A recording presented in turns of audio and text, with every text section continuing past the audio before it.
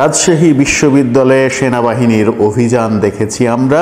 তুলকালাম কাণ্ড। রাজশাহী বিশ্ববিদ্যালয়ের একটি আবাসিক হল থেকে এত বিপুল পরিমাণ অস্ত্র উদ্ধার করা হয়েছে যা ৩-৪টি থানাতেও থাকে না, এবং বলা হচ্ছে যে পুলিশের যে অস্ত্র লুট করা হয়েছিল ৫ আগস্টের পরে, সেই লুট করা অস্ত্রের গুদাম পাওয়া গেছে সেখানে।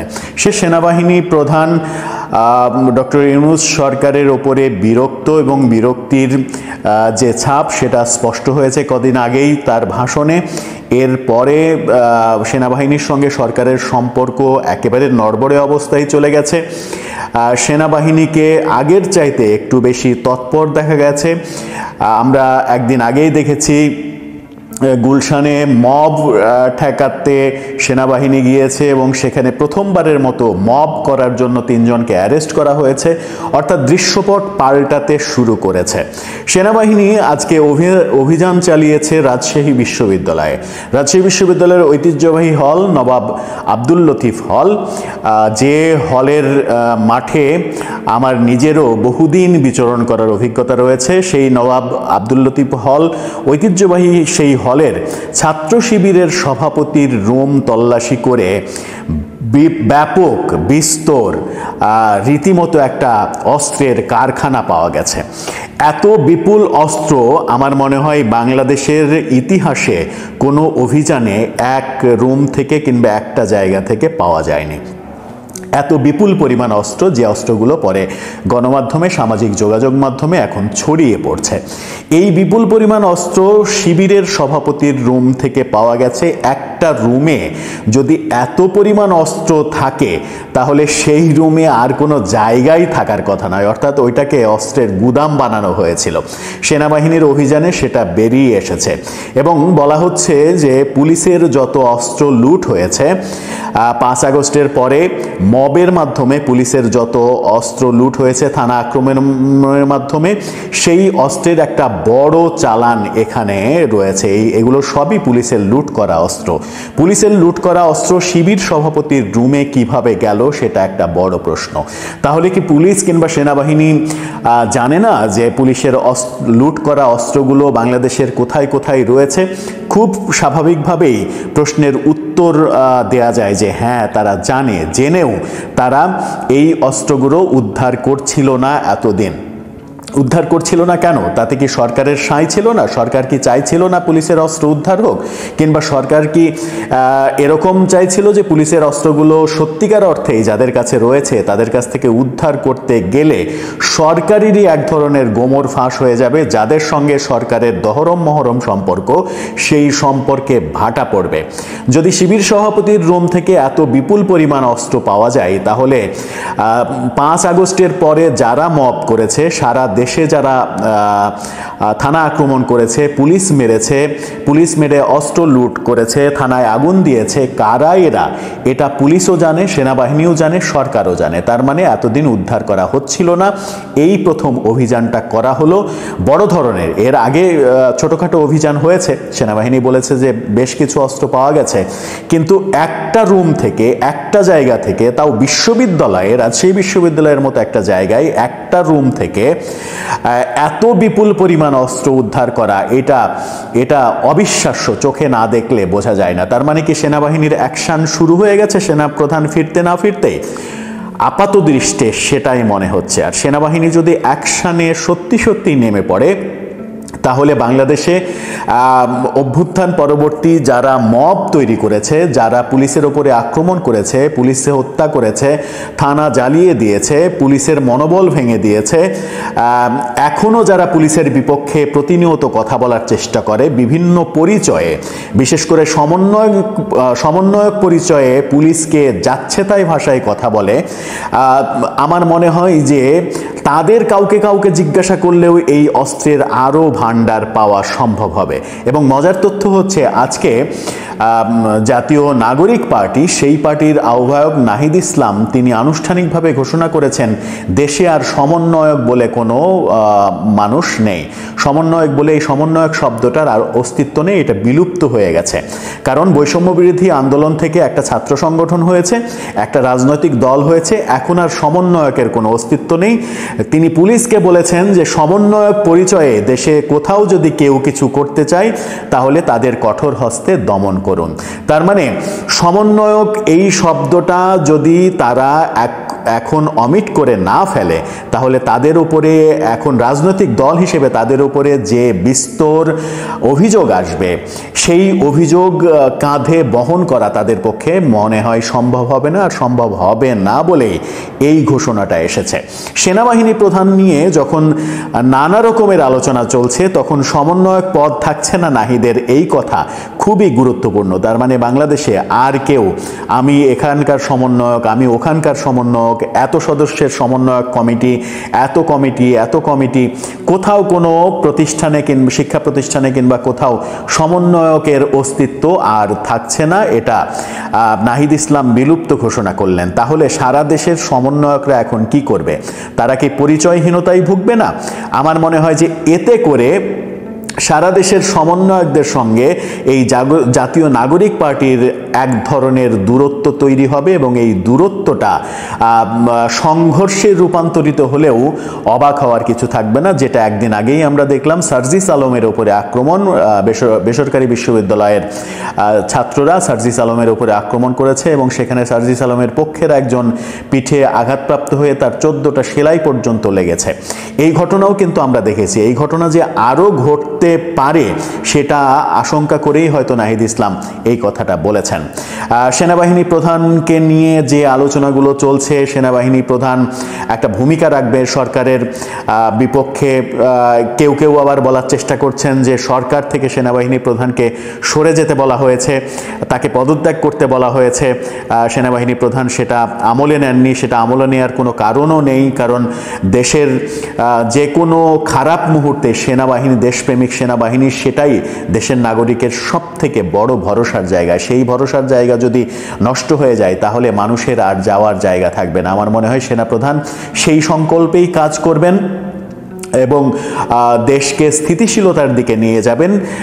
বার্তা বাইরে থেকে, দেশের বাইরে থেকে কি বার্তা আনলেন, কি এখন প্রয়োগ হয় সেটা আমরা দেখব আগামী 2-4 দিনের মধ্যেই। দেশ বলছো, কে কি বলবে, তুমি সার্জিস ঠিক করে দিবা। তাহলে তো তুমি ওই যে পুরোনো ছাত্রলীগ করছো তোমার ভিতরে রয়ে গেছে, বাইরেছে না তো। এটাই তো ফেসিজমের আওয়াজ। আমি কি বলবো সেটা আমি জানি, আমার বাক স্বাধীনতা আছে।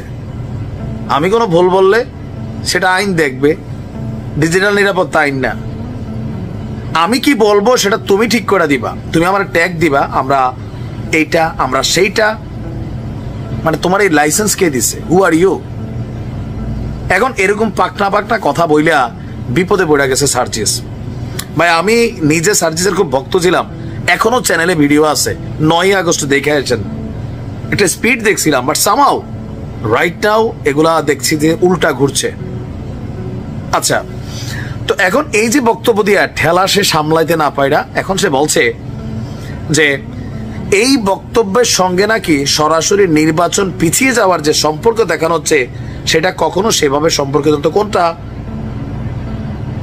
বিএনপি মনে করছে যে শেখ হাসিনার ফাঁসি কালকে যদি গ্রেপ্তার হয় 15 বছর লাগবে। তো এই 15 বছর নির্বাচন না হলে ক্ষমতায় কে থাকবে? ইউনূস কাকা আর তোমরা ভোট ছাড়া।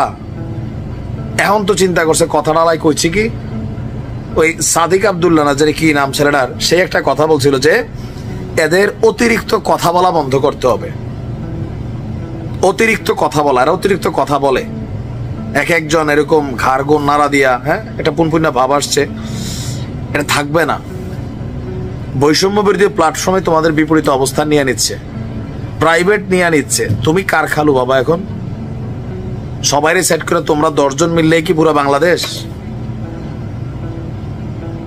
এখন তার বক্তব্য যে সবচেয়ে গুরুত্বপূর্ণ বিষয় হচ্ছে, আচ্ছা লাশ কোথা হচ্ছে এটা খুঁজে বেড়াচ্ছে আমরা রায়ের বাজার আমাদের জায়গা থেকে।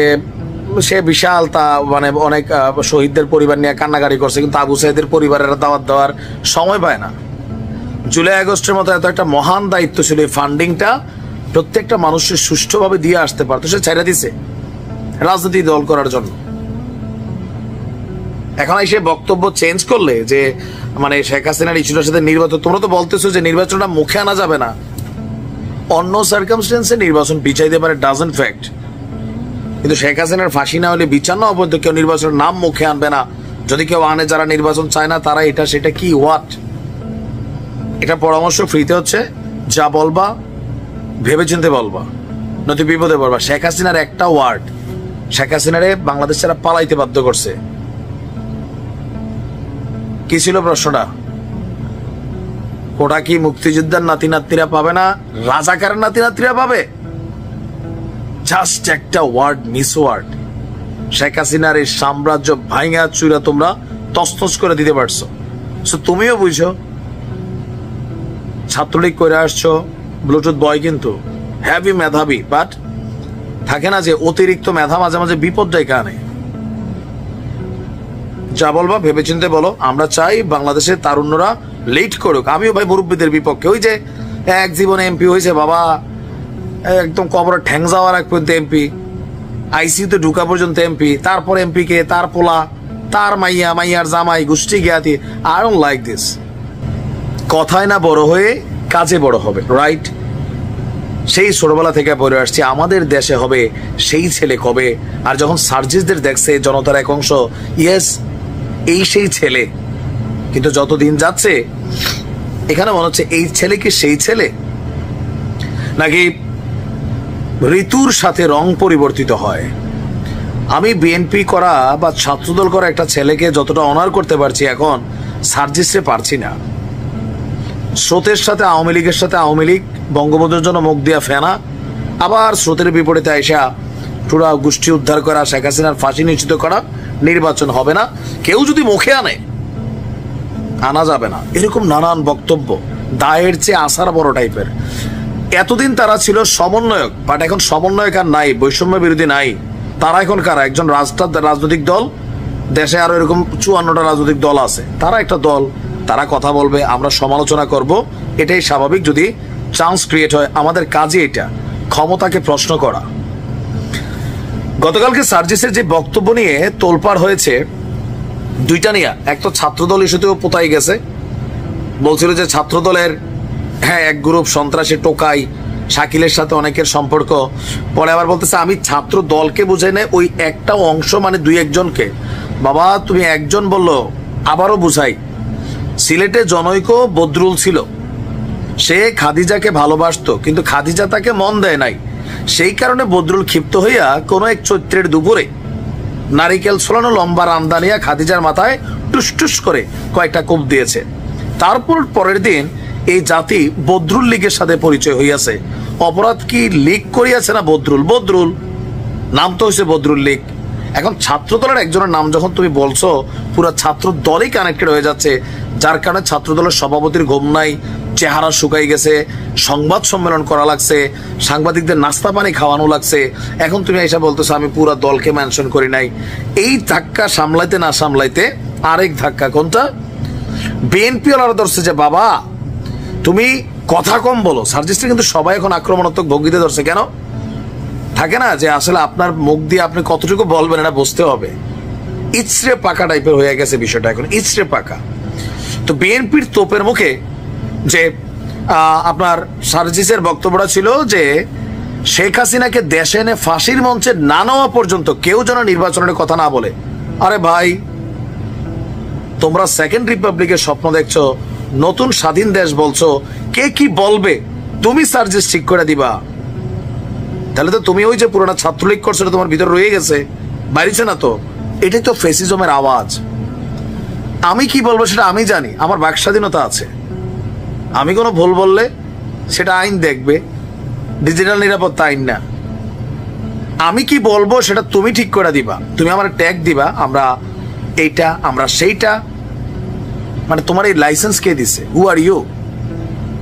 এখন এরকম পাকনা পাকনা কথা বইলা বিপদে পড়ে গেছে সার্জিস ভাই। আমি নিজে সার্জিসের খুব ভক্ত ছিলাম, এখনো চ্যানেলে ভিডিও আছে, 9 আগস্ট দেখে আসছেন, একটা স্পিড দেখছিলাম, বাট সামহাউ রাইট নাও এগুলা দেখছি যে উল্টা ঘুরছে। আচ্ছা, তো এখন এই যে বক্তব্য দিয়া ঠেলা সে সামলাইতে না